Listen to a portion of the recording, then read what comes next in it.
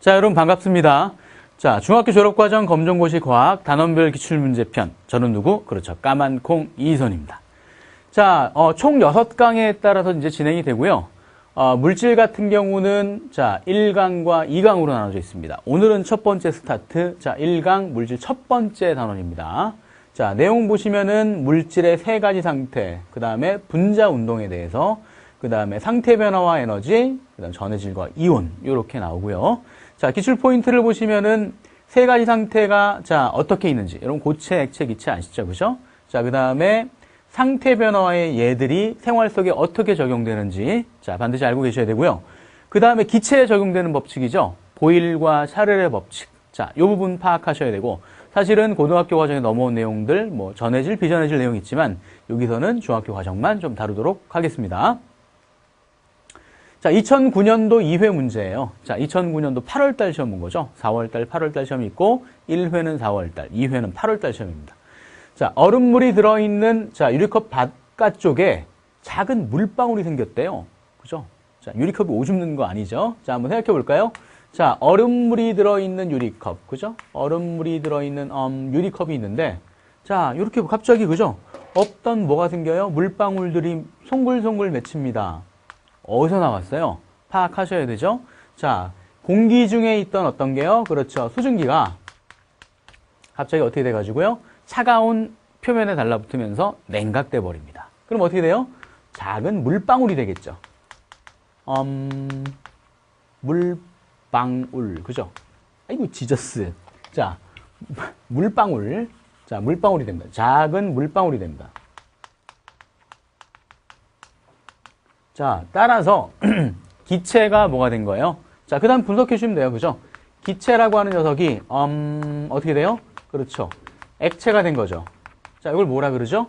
자, 그렇죠. 액화라 그럽니다. 정답은 2번이 되겠습니다. 자, 나머지도 좀 할 줄 아셔야 되고요. 자, 기화라고 하는 건 뭐죠? 기화라고 하는 거는 액체가 기체로 변하는 거고요. 자, 액화 같은 경우는 자, 기체에서 액체. 그죠? 기화는 액체에서 기체. 자, 다시 한번 살펴보죠. 기화는 액체가 기체로 날아가는 거고요. 액화는 자, 기체에서 액체로 되는 상태 변화고요. 승화라고 하는 건 뭐예요? 그렇죠. 중요한 포인트, 액체 단계를 거치지 않고 고체에서 기체로, 바로 기체에서 고체로 점프해버린 녀석들이라 그랬습니다. 그 다음 응고라고 하는 건 응가가 응고됐어요. 기억나시죠? 그죠? 액체에서 고체로 뭐 혈액이 응고, 그죠? 딱딱하게 굳어지는 겁니다. 자, 요거 기억이 나셔야 되겠습니다. 자, 정답은 2번입니다. 두 번째 문제 보도록 하겠습니다. 0도씨 1기압에서 자, 부피가 60ml인 어떤 기체가 있대요. 자, 0도씨 1기압에서 자, 부피가 60ml인 어떤 기체가 있다. 같은 온도에서 자, 이번에는 압력 자체를 2기압으로 높였답니다. 한번 써보죠. 온도는 변화 없으니까 신경 쓰지 마시고요. 1기압일 때 60ml였던 어떤 기체가 있었단 말이에요. 근데 2기압으로 변화가 됐습니다. 압력을 2배로 해주면 아이고 그러면 부피도 2배가 되겠지? 아니에요. 그죠? 조심해야 됩니다. 압력을 2배로 해주면 자, 압축 쓰레기통을 생각하시면 되죠. 그죠? 압축을 시키면은 쓰레기 부피 작아지잖아요. 그거예요. 자, 더 쉽게 푸는 방법은 뭐가 있냐면 이거 무슨 법칙이죠? 보일의 법칙입니다. 보일러의 압력. 기억나시면 되겠고요. 자, 이 녀석 같은 경우는 압력과 부피를 곱한 값이 어때야 돼요? 같아야 돼요. 이게 포인트입니다. 어떻게 한다고요? 압력과 부피를 곱한 값은 서로 같아야 된다. 이게 포인트죠. 자, 1에다 60 곱하면 60이죠. 그럼 2에다가 얼마를 곱했을 때 60이 나오느냐? 즐거운 자, 산수 문제 되겠습니다. 자, 따라서 정답은 여기 30 들어가면 되겠죠? 누르면 누른 만큼 압축이 돼버린다. 그겁니다. 그죠? 자, 압력을 2배로 했더니 부피는 절반이 돼버리는 겁니다. 따라서 정답은 3번이 되겠습니다. 30ml. 무슨 법칙이라고요? 그렇죠. 보일의 법칙 되겠습니다. 자, 기억해 주시고. 그 다음에 3번 문제 자, 살펴보도록 하겠습니다. 자, 3번 문제 보도록 하겠습니다. 자, 요게 좀 까다로운 문제예요. 자, 일명 만점 방지 문제라고도 얘기를 하죠.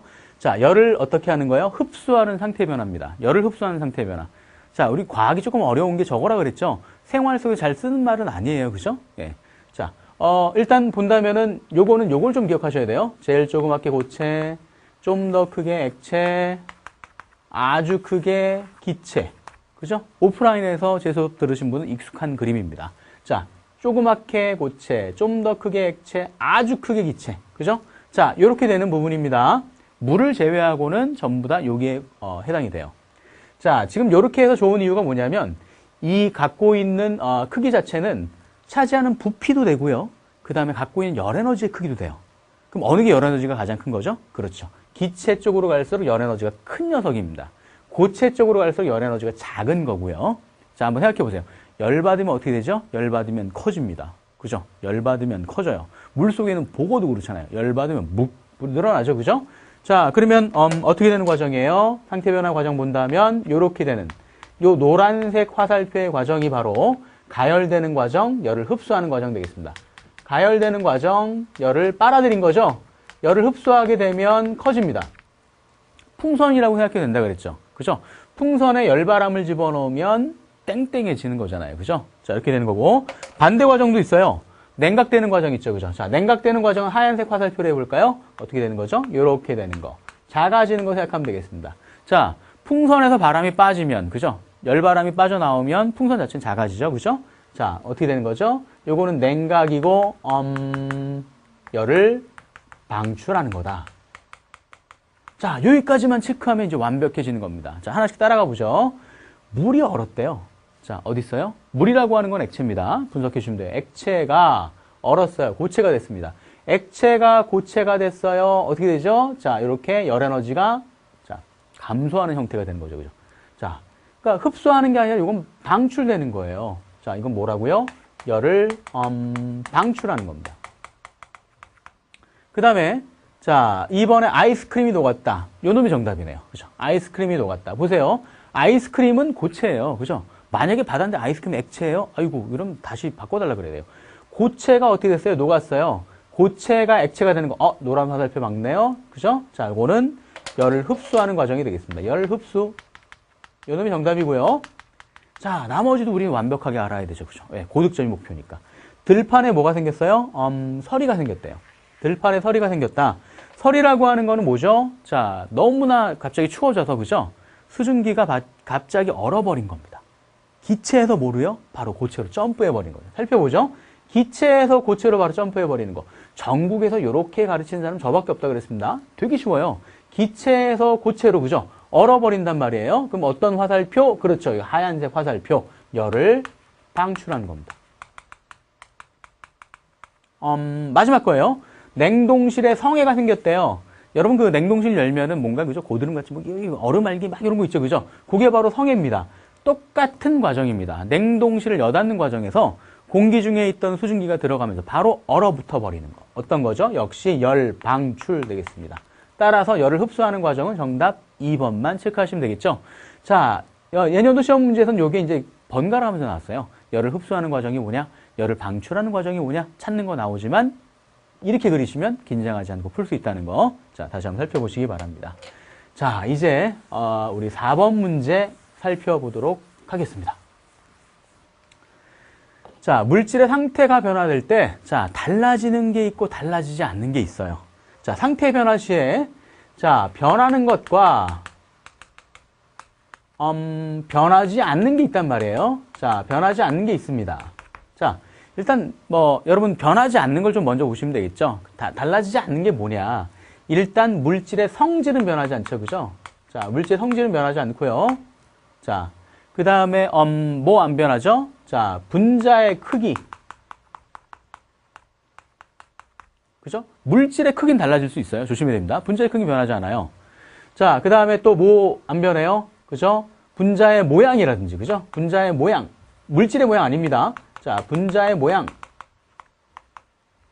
그 다음 또 뭐 있죠? 분자의 수. 중요하죠. 분자의 개수가 변하지 않기 때문에 뭐가 안 변합니까? 결국 요 말은 질량이 변하지 않더라. 물질의 고유한 양, 질량이 변하지 않더라. 그 얘기예요. 그러니까 고체일 때 2g이면 녹였을 때 액체가 된다고 해서 얘가 3g 돼버리는 거는 그렇지 않는다는 얘기죠. 그죠? 그죠?